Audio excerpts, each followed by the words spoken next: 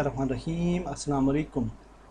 इस वीडियो में हम सीखेंगे कि हम एनालिटिक्स गूगल एनालिटिक्स कैसे ऐड कर सकते हैं अपनी वेबसाइट के साथ। और गूगल एनालिटिक्स आपको आपकी साइट पे ट्रैफिक वगैरह से रिलेटेड इंफॉर्मेशंस देती है।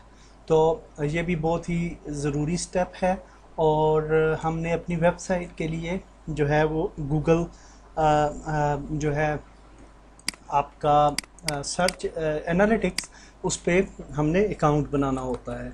तो अगर आपका जीमेल अकाउंट है तो एनालिटिक्स जब आप ओपन करेंगे गूगल तो आपके पास वो लॉगिन हो जाएंगे ऑटोमेटिक, अदरवाइज़ आपको फ़र्स्ट टाइम अकाउंट क्रिएट करना पड़ेगा। तो अभी आप देख सकते हैं कि ये हमारे पास हमारे एनालिटिक्स का व्यू है। आपकी जितनी भी साइट्स होती हैं उनका एनालिटिक्स यहाँ पे आ रहा होता है। तो अभी हम खलीज ऐड के ऑल वेबसाइट डेटा पे मौजूद हैं। मैंने एक प्रॉपर्टी बनाई हुई है एक्चुअली। अगर आपके प्रॉपर्टी नहीं बनी हुई तो आप न्यू प्रॉपर्टी बना लेंगे और वो आप यहाँ पे आएंगे एडमिन पे। फर्स्ट टाइम तो खैर आपको शुरू में ही ऑप्शन आ जाएगा और आप कोई नई प्रॉपर्टी ऐड कर सकते हैं। Create account, create property. Okay ji, अब यहाँ पे जब हम आते हैं तो हमें यहाँ पे ये जो अभी खलीज ऐड की प्रॉपर्टी है तो इसका एक आईडी है। अगर हम प्रॉपर्टी ट्रैकिंग इन्फो पे जाएं, ट्रैकिंग कोड पे जाएं तो हमें वो ट्रैकिंग कोड यहाँ पे नज़र आ जाएगा और उससे रिलेटेड कोड भी नज़र आ जाएगा। अगर आपकी HTML वेबसाइट है या वर्डप्रेस या कोई भी, जैसे कि हमारी जुमला है तो उसमें भी हम कोड ही इंटीग्रेट करेंगे। तो इस कोड को हमने कॉपी कर लेना है और बैक एंड में हमने हेड सेक्शन के अंदर इस कोड को कॉपी पेस्ट कर लेना है। ओके, यहाँ पे आपकी प्रॉपर्टी का आईडी है। तो हम आ जाते हैं खलीज ऐड में और हमारे पास जुमला इस टेम्पलेट जो है हमारे पास ये वाली, इसके अंदर मौजूद है ऑप्शन कस्टम कोड ऐड करने के लिए। तो हम डायरेक्ट यहाँ पे ऐड कर लेते हैं, अदरवाइज़ हमें बैक एंड पे जाना पड़ता। तो एडवांस फीचर्स में है, कहाँ पे है, आई थिंक के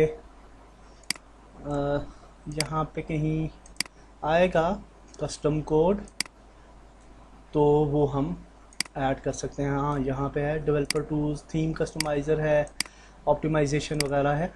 तो हम डेवलपर टूल्स में आते हैं जी और यहाँ पे कोड इंजेक्ट कर सकते हैं। तो यहाँ पे ऐड कर देते हैं paste, Google web master tools का या एनालिटिक्स का कुछ भी, या कोई भी आप डिफरेंट कोड्स जब अप्लाई करेंगे तो यहाँ पे ऐड कर सकते हैं या वेबसाइट के बैक फाइल्स के अंदर हेड सेक्शन में। तो ये ऐड करने के बाद हम इसको सेव करते हैं और अब हम टेस्ट करते हैं कि आया ये काम कर रहा है या नहीं कर रहा।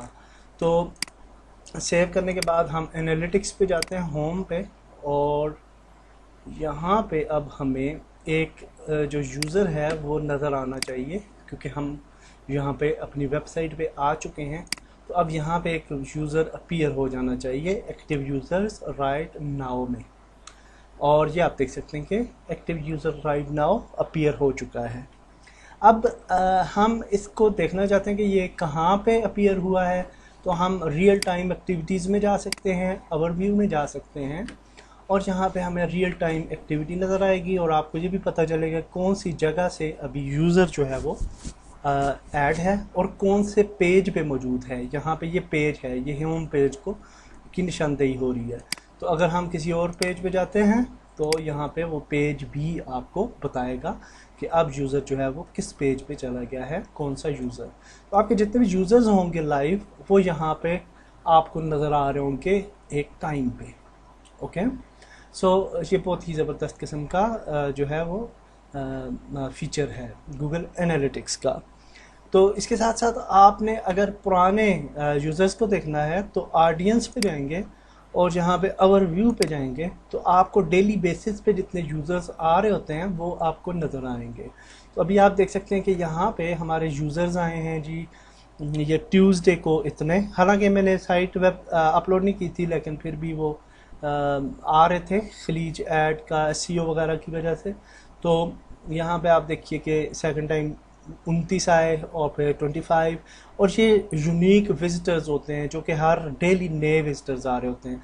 तो अगर आप पेज व्यूज़ पे जाते हैं तो यहाँ पे पेज व्यूज़ आपको नज़र आएंगे कि आपके कितने पेज व्यूज़ हो रहे हैं डेली बेसिस पे।